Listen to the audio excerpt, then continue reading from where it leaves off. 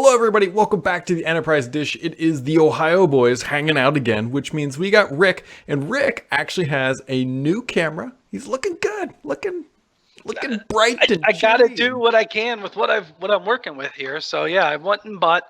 I was actually really surprised at the value coupled with the quality of some of the new Mhm. USB cameras. Yep. I'm not using the microphone on it, Yeah. but I was using the one built into the laptop, and I really like these. They actually do really good quality.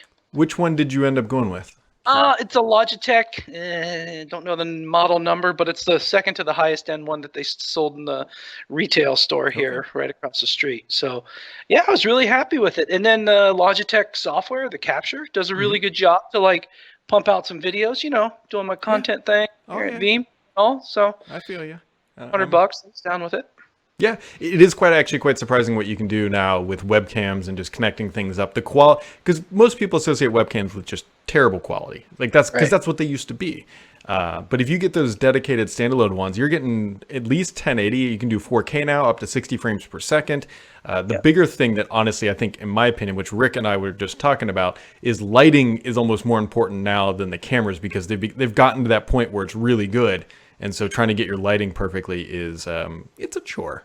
Well, the other option, right? Take your normal laptop with a Hmm. built-in webcam, which a lot of times that just means, oh, I don't have to go get one. I have one built in, right? Yeah.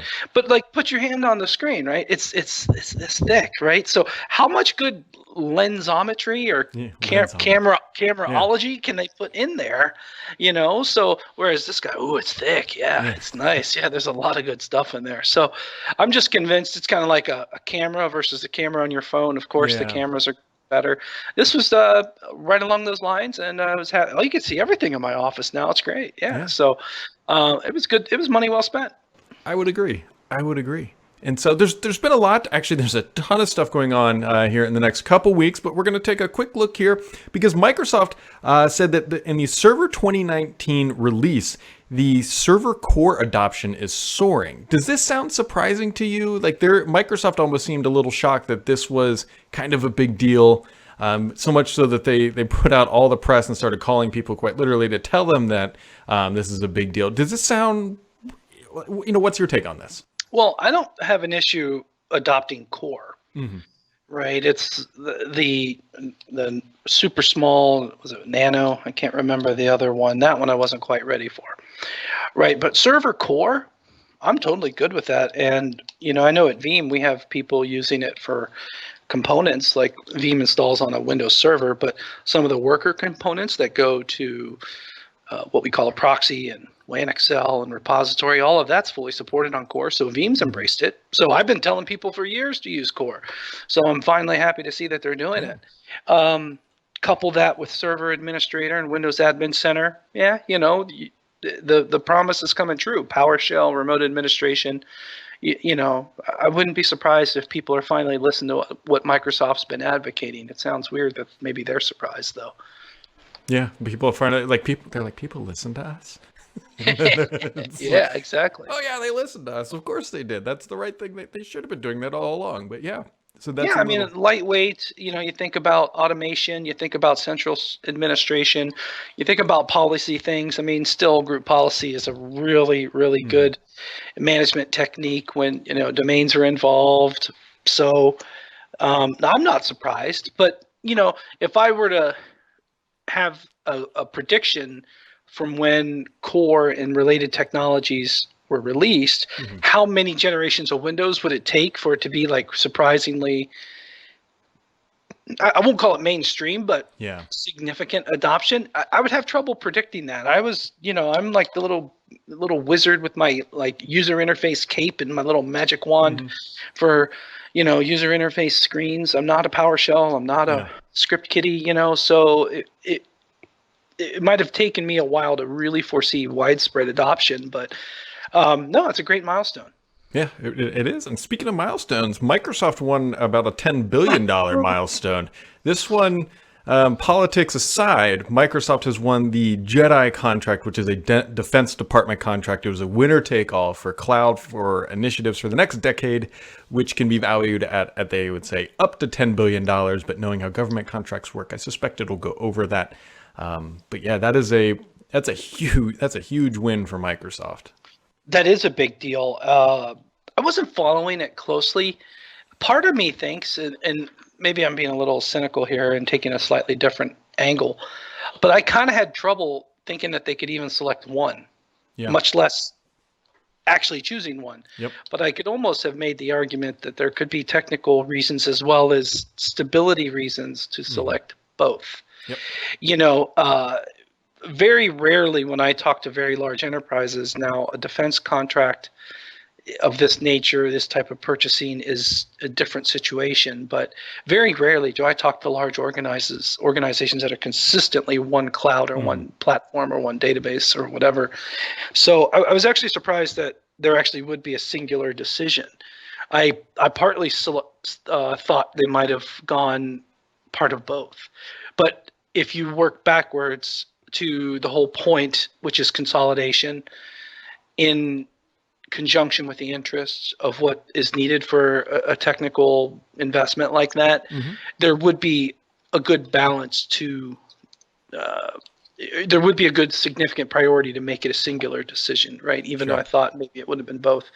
But no, I was really happy for that myself it's really hard to pick a favorite between the cloud platforms, Amazon and Microsoft. I know, Brad, you align more the Microsoft side, and I have been trying to myself. I mean, Veeam supports both, generally agnostically, but I have a personal preference, part based on observations around how the technologies work from using them, part just, heck, I like the user interface better.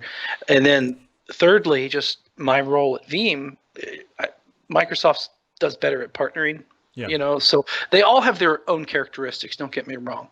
But I was really happy for Microsoft on that. I think there's going to be some interesting things that come out of it, though. Like, that's the decision today. My prediction is that it might not be the cloud as you know it in 10 years or 8 years. And what I mean by that, there might be services that only exist there. It's big enough to be that way. There might be services that aren't really suitable for the private cloud or the public cloud for the rest of the world, but they might have their own kind of implementation of some of the interesting different services. So it's going to be a very interesting thing to watch. But big congratulations to Microsoft. I couldn't even imagine the pressure, right? To manage that. It's just unprecedented in sales. And, a couple of years ago, I was talking with his name is Tom Temin. He's a radio personality in DC, covers news around the federal government and stuff. And he was a podcast guest of mine. And one of the things I learned from Tom is that, and I'm not an economist by any means. I can't even say the word, right? But Tom had told me that, that's the largest single customer in the world, if you think about it, like the U.S. federal government spend. When you go after that from a market standpoint, there's no other single entity. Granted, there's, different divisions and offices. It's very distributed, but there's no other bigger target than that. So it's great win for Microsoft. It is.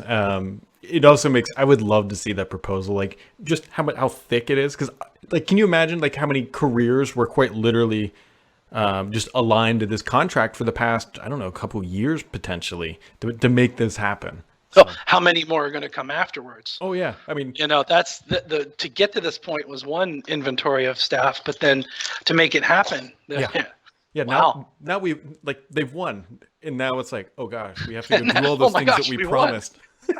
we got to get started. We got to get started. So it'll be interesting to watch how that evolves. I suspect we probably won't hear much more about it other than potentially on a financial statement, just because of the nature of what it is. They might give us some mild updates, but it's a government contract, Defense Department. They're usually not too public about what's actually going on. The only thing I want to think about is, again, I don't want to bring up the politics, but there's controversy, Oh, right? oh yes, there And is. I'll just give you an example. I was at a Amazon event, I'm going to reInvent, but I was at an Amazon summit, and it was during the general session. And I don't know if you heard it, was it in July, the protests and Hmm. stuff? This was in Toronto. The protests Yeah. happened up there. And I mean, I thought Canada was going to run out of cops to deal with the situation. So there might be some of that kind of come into play against Microsoft. Yep. So my suspicion is Microsoft's going to be on top of the game in regards to public perception and goodwill and things like that. So that would be my only caution that might come as a result from that. Yeah, no, I mean, anytime, especially now, you get those things involved. Well, this isn't a political podcast.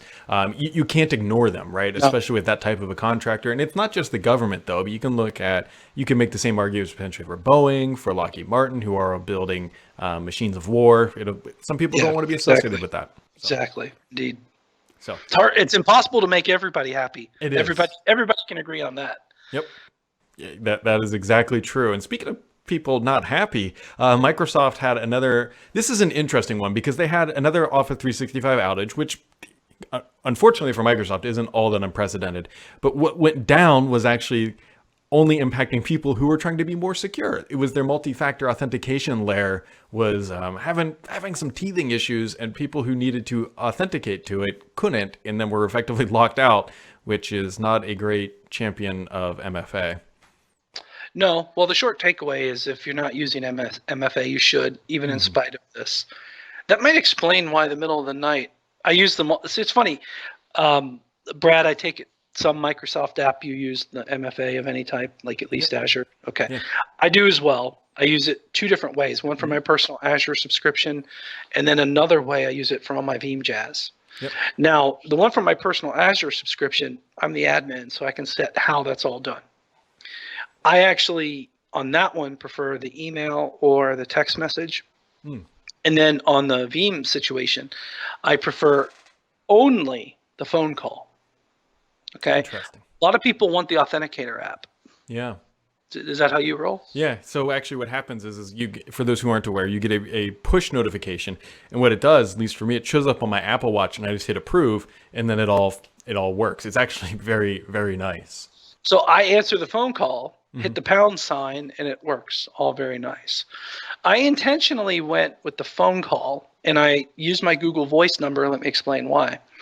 Because I can redirect that rather Yeah, I was easily. about to say that's a smart move. Yeah. So my thought was, if somebody jacks my phone and steals my finger, they can log in. You might have some potentially other issues. There might be other problems, and if they kind of see what's on my calendar, or at least hijack this podcast with you, whatever. But I mean, I'm by no means am I a security expert, but it's kind of funny when you see how people do that and how they implement it.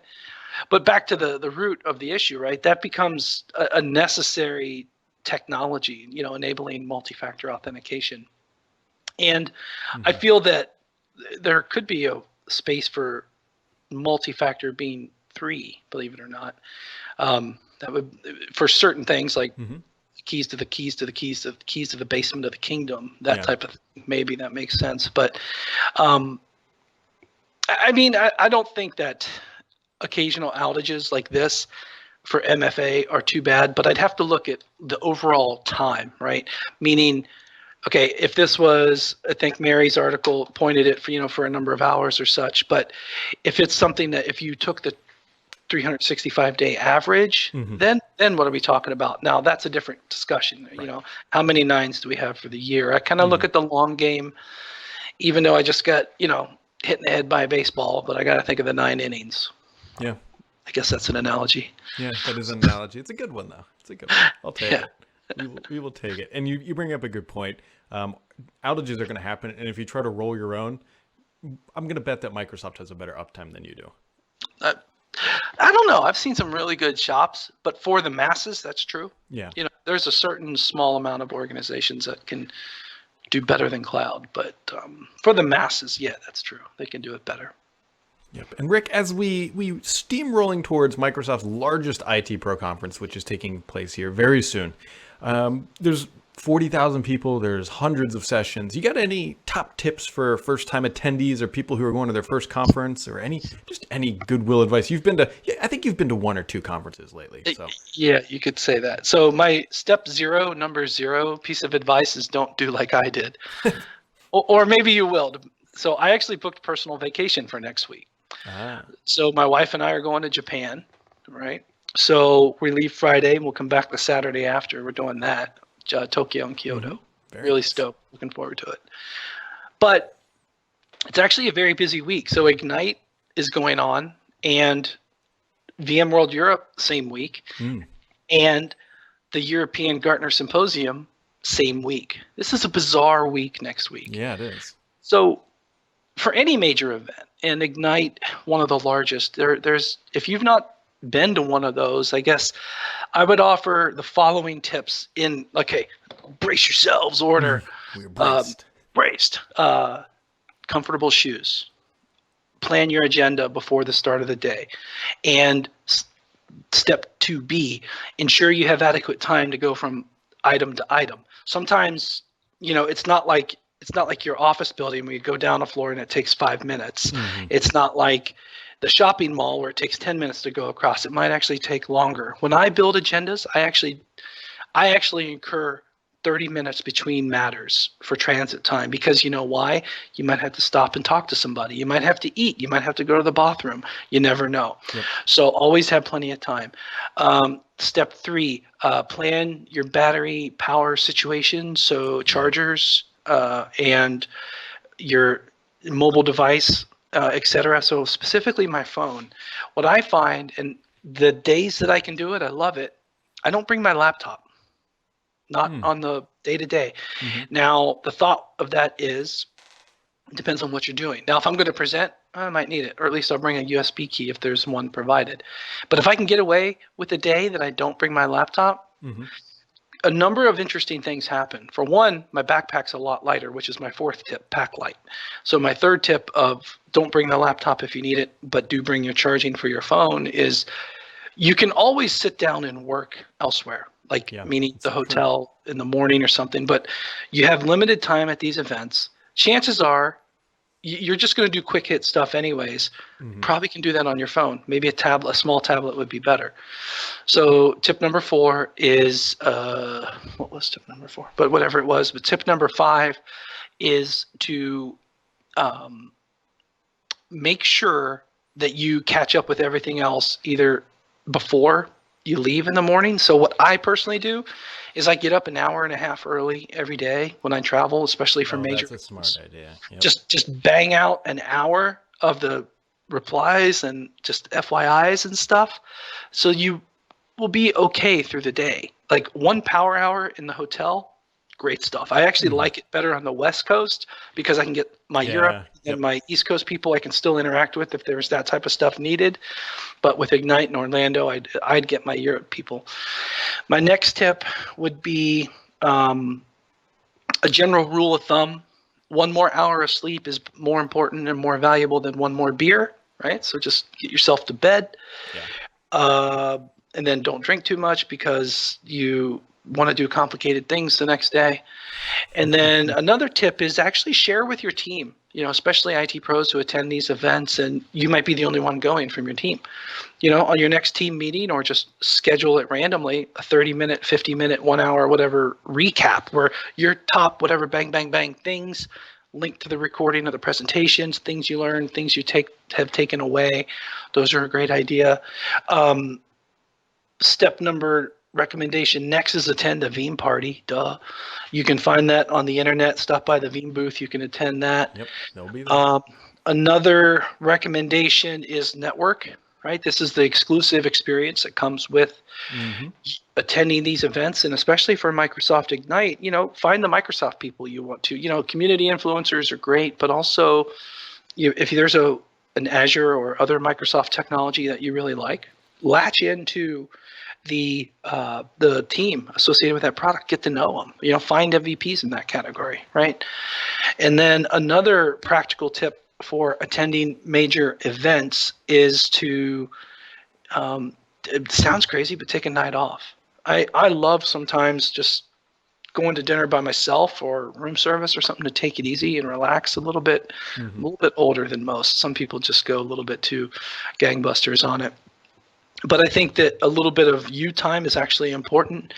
And then the last piece of information I'd say on attending a major event is to not, how can I say this? Some people go exclusively to help their day-to-day job and the technologies they use and support. Now, some people go exclusively to learn what's new and next, and they might not use that stuff for years and years. Find that balance that's right for you. I see too many people just follow the shiny thing, but I don't know if there's much value in attending sessions that you can't use yet. So if it's stuff that you can immediately use for your career and your responsibilities, kind of emphasize that. Woo, a lot of tips. A lot of tips, but that's good stuff, though. How about you? There's one big tip that I didn't forget. Hopefully you've thought about it, but what's your kind of attending a major event tip? I think you hit it a bit more granular, but mine is always to not overdo it. Don't pack yourself with back-to-back sessions. You're never going to hit them all. You've got to space out your time and space things out, because my important tip is that the biggest benefit you get out of all this stuff is the networking.